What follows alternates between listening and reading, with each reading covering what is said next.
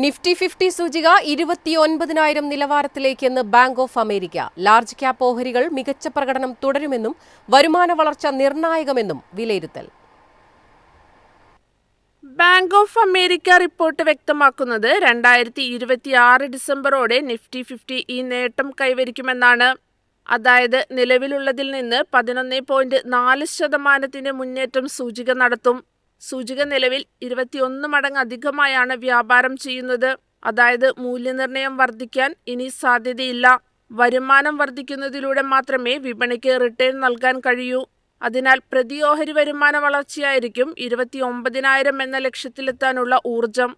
ആഭ്യന്തര നിക്ഷേപകരുടെ ശക്തിയിൽ ലാർജ് ക്യാപ് ഓഹരികൾ മികച്ച പ്രകടനം തുടരുമെന്നും റിപ്പോർട്ട് വ്യക്തമാക്കുന്നു. 2026-27 വർഷത്തേക്കുള്ള വരുമാന എസ്റ്റിമേറ്റുകൾ നേരത്തെ തന്നെ യഥാക്രമം 11%, 6%, കുത്തനെ വെട്ടിക്കുറച്ചിരുന്നു.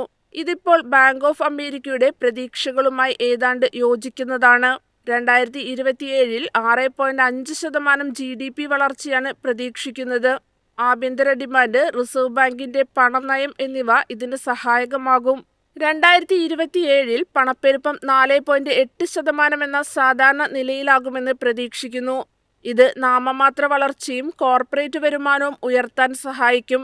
2026-ൽ റിസർവ് ബാങ്ക് ഓഫ് ഇന്ത്യയും US ഫെഡറൽ റിസർവും പലിശ നിരക്ക് വെട്ടിക്കുറയ്ക്കാനുള്ള സാധ്യതയും റിപ്പോർട്ട് ചൂണ്ടിക്കാണിക്കുന്നു. ഫെഡ് നിരക്ക് കുറയ്ക്കുന്നതും US ഡോളർ ദുർബലമാകുന്നതും സൂചികയ്ക്ക് അനുകൂലമാകും. US-ന്റെ S&P 500-നെ അപേക്ഷിച്ച് ഈ സമയത്ത് നിഫ്റ്റി 50-ക്കാണ് വളർച്ചാ സാധ്യതയുള്ളത്.